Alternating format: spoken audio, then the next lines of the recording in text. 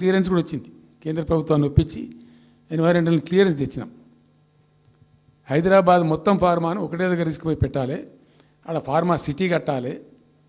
అక్కడ పనిచేసే ఎంప్లాయీస్ కూడా పొద్దాకి ఇటు అటు తిరిగేటువంటి అవసరం లేకుండా మంచిగా బ్రహ్మాండమైన సిటీ రావాలి.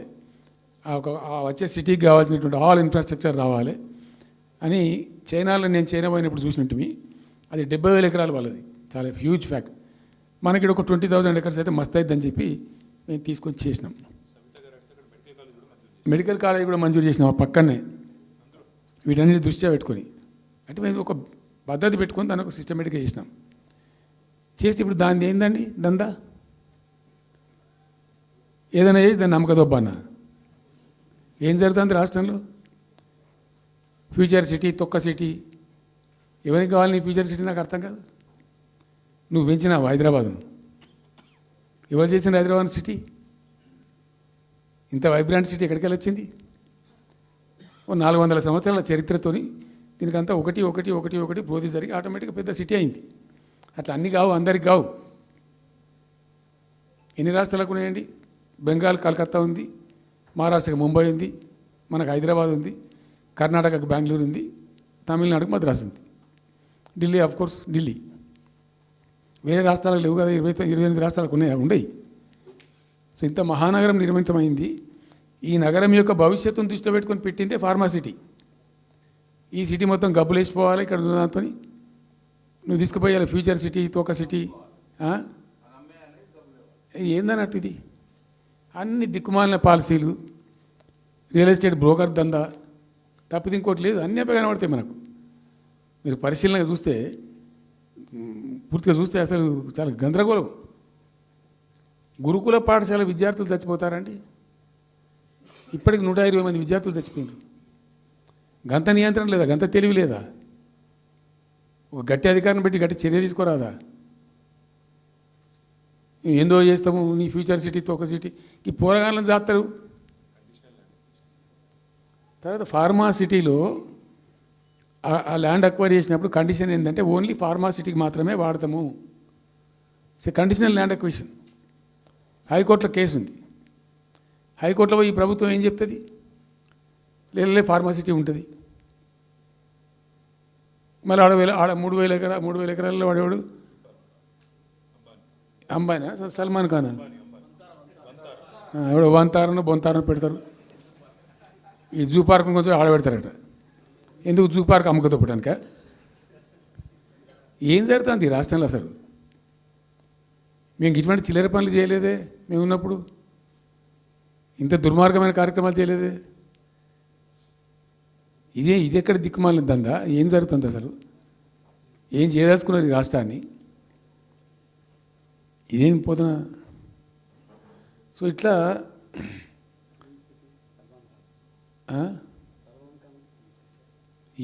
అది ఏందో నేను ఒక్కటే మాట్లాడుతున్నానండి.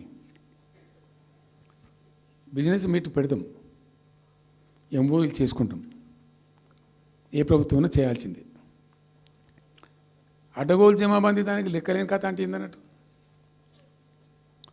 ఒక హైప్ క్రియేట్ చేసుడు, దీనికి ఆజుడు, దీనికి గురువు చంద్రబాబు నాయుడు. ఇప్పుడు చంద్రబాబు నాయుడు చెప్పిన లెక్కల బిజినెస్ వచ్చేది ఉంటే, ఎంఓయూలు సక్సెస్ అయ్యేది ఉంటే ఆంధ్రప్రదేశ్లో ఈ పాటికి 20 లక్షల కోట్లు వచ్చి ఉండాలి. ఆయన ఫస్ట్ టైం అలా సీఎం ఉన్నప్పుడు ఆ ఊళ్ళో పెట్టే కదా, వైజాగ్లో, అమరావతిలో కదా, వైజాగ్లో పెట్టిండు. వైజాగ్లో ఎవరు వెళ్ళి ఎంఓయూలు చేసిన వాళ్ళంటే వంట మనుషులు అని చెప్పిండ్రు.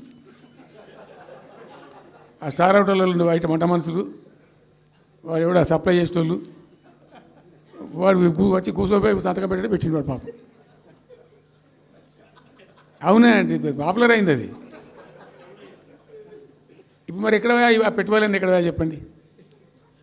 ఆఖరికి 10,000 కోట్లు అన్న రావాలి. 15 లక్షల కోట్లు, 6 లక్షల కోట్లు, 8 లక్షల కోట్లు.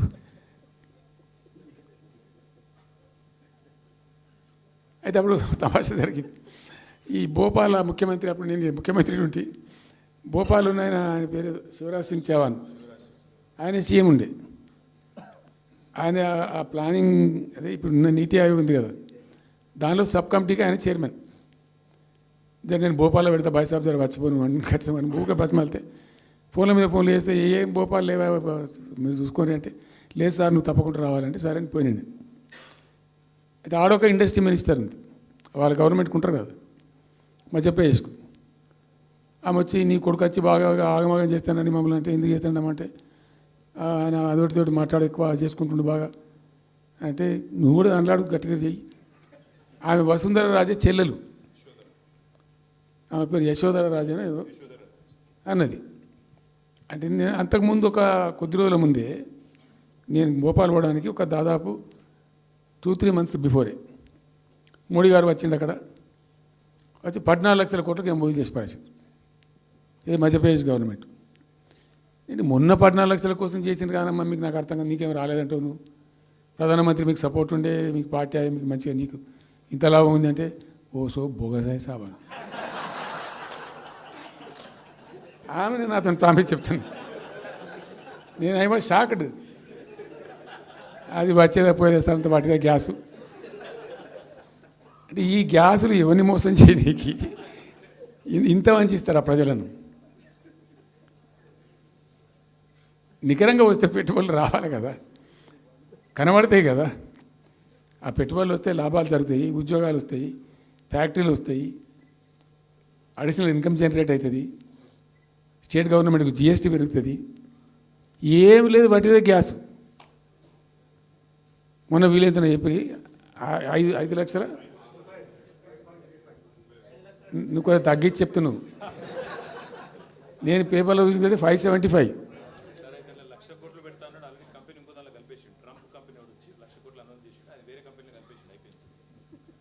ఇట్లా ఇది ఏమి ట్రంప్ ఓడికి గింపి ఇదంతా ఏం పంచాయతీ?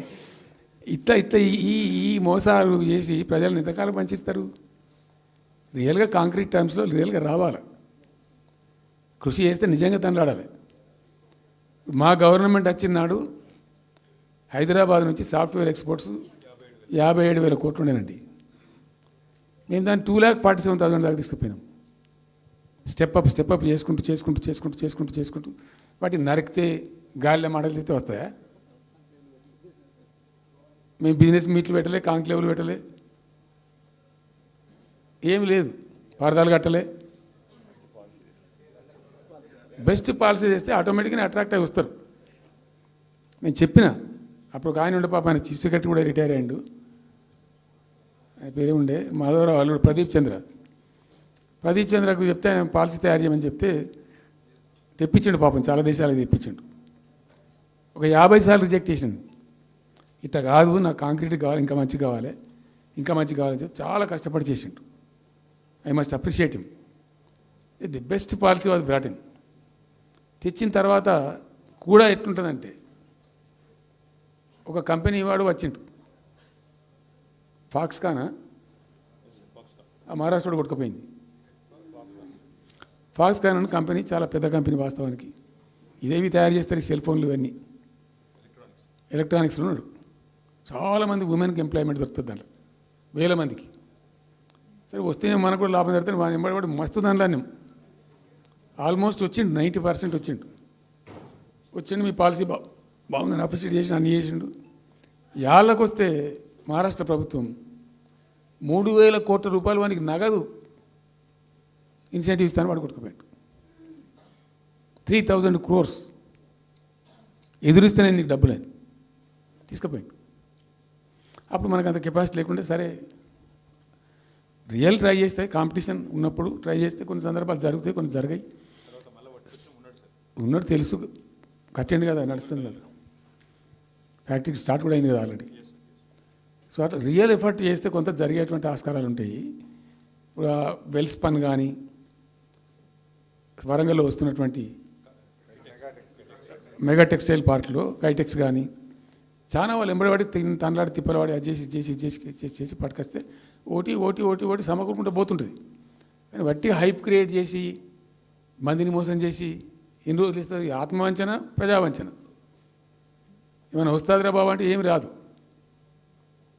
ఈ గ్యాస్ల ప్రజలను పెట్టి ఇప్పుడు ఇస్తాన 2,500 దిక్కు లేదు మహిళలకు, 1,000,000 మంది మహిళలను కోటీశ్వర్లను చేస్తాం. కాంగ్రెస్ మంత్రులంతా ఒకటే పాట పాడు, ఏమి ఎట్లా చేస్తావా 1 కోటి మంది మహిళలను కోటీశ్వరులను నీ దగ్గర ఉంటేనా ఉన్న రెవెన్యూ పీకింది రాష్ట్రాన్ని లోపలికి అయిపోయింది మేము ఉన్నప్పుడు గ్రోత్లో 50% లేదు అసలు మీ గ్రోత్ గురించి అవగాహన ఉందా ఎట్లా ఒక్కొక్క రూపాయి కూడబెట్టాలి ఎట్లా తీసుకుపోవాలి నేను ముఖ్యమంత్రి అయిన తర్వాత నన్ను ఎంతమంది టెంప్ట్ చేసినా ఐఏఎస్ ఆఫీసర్లు వాళ్ళు వీళ్ళు ₹1 రిజిస్ట్రేషన్ ఛార్జ్ పెంచాలి నేను 4 ఏళ్ళ దాకా నాట్ ఈవెన్ సింగిల్ రూపీ ఉల్టా నేను వాళ్ళని పిలిచి మీకు ఏం కావాలి రియల్ ఎస్టేట్ బాగా మంచిగా చేసుకుపోవాలి హై క్లాస్ రావాలి అంటే ఎట్లా హైదరాబాద్లో కూడా స్కై లైన్ రావాలని చెప్పి 3 ఏళ్ళు తిప్పలవాడనండి నేను 3 years ఎందుకంటే స్కై లైన్ రావాలని మట్టి నోటి మాట అంటే రాదు దానికి కూడా ఎక్కువ కావాలి ఆ 50